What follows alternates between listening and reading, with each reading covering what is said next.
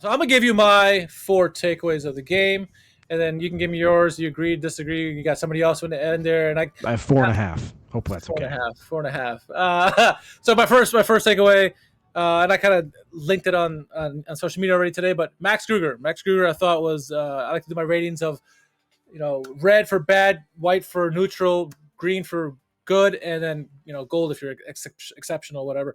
I thought he was a green. I thought he was a good rating. Played well defensively, played well offensively, took his chances. Like I said, looks confident. He looks like a natural pairing for Paul Seguin in the midfield there.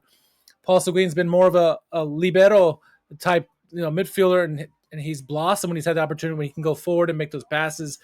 Gruger's like the perfect complement to him, I think, and Gruger's hustling like crazy, not afraid of challenging guys for the ball and stuff like that.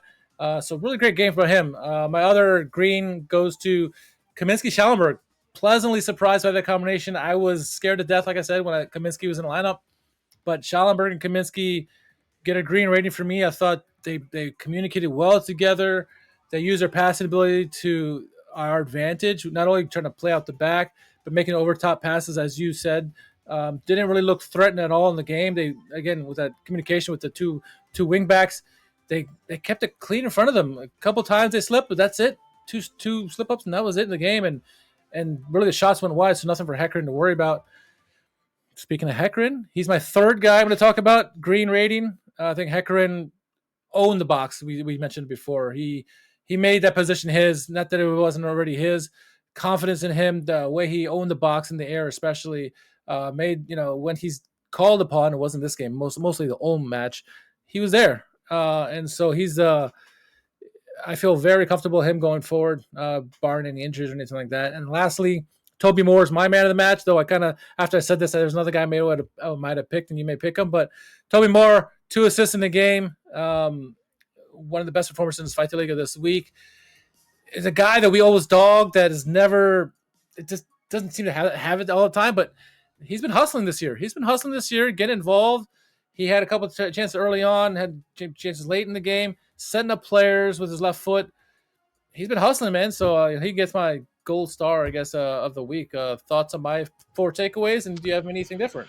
No, I think I would agree with all of those. And I mean, yeah, like what I'd say is like Tobias Moore very much in the same line as like Eunice, although one known quantity, one unknown quantity, but both those guys have impressed me this season. I was surprised to see him kind of being in the starting lineup from the beginning, and was initially kind of surprised that he's held on to that for the most part. But I don't think you can say that at this point in the season. I mean, he's played his way into the starting lineup, like not just through whatever he did preseason to get there kind of in the first place, but with mostly a lot of his performances in actual games this year. So, and that's great. I mean, like once again, like even guys that like we criticize sometimes, like we want them to succeed, obviously, on a personal level most of the time, because there's very few people that we think are actually like bad apples or whatever as people. But I mean, yeah, I mean, like even if they're not our favorite players, if they prove us wrong and they do well for the team, that's great for everybody else involved. So really happy for Tobias Moore, and yeah, I would agree with that shout out as well. The only shout out I would probably do that maybe played even better than Toby Moore, despite his 2 assists, I would say Paul Seguin, kind of what the coach was saying. Seguin as a libero, I thought was excellent.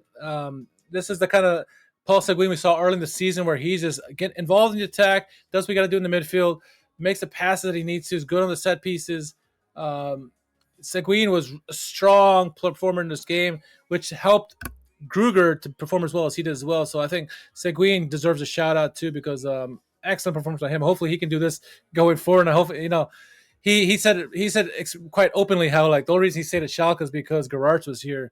Now and hopefully now if he gets more game time like this in this position, he can continue wanting to at least stay here for at least this season for sure. Then we'll see what happens from here. But yeah, shout out to Paul Seguin, I think, for that. So it just sounds like he's a guy that like hasn't ever really been in a position where he's had a lot of responsibility or had people putting a lot of faith in him, and so he got that at Schalke for the first time, and they kind of like put a pep in his step, kind of rejuvenate him a little bit, and yeah, I mean, I think he made some comments about like he's not gonna be motivated by coaches' comments necessarily, but I'm sure it's a positive if the guy that's replaced the reason that he was staying here is also kind of giving him some positive feedback and feeling similarly about some of his performances. So good stuff from Sigwin as well.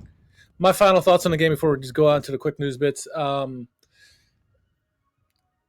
As much as criticism I've given Kisa and Vonderen over the last 5-6 games, however long he's been here, he deserves all the credit in the world for this game. I think he planned his game very well. It's never an easy game. You play two worst teams in the league, a team who is far worse than you, at least offensively. You can botch that so easily, especially with all the pressure that he was facing and the way he lined up the team defensively. Heckern got his second consecutive shutout. Defensively, give up nothing.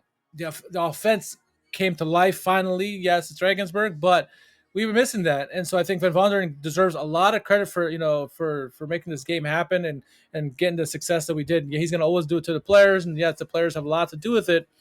But I think Van Vonderen's planning, knowing where Regensburg's strengths are, and just getting rid of it altogether and extending him up for success, he deserves a shout out. I've been harsh on him the last month, so I wanted to put that out there, at least with my final thoughts in the game. So that's all I got to say about that.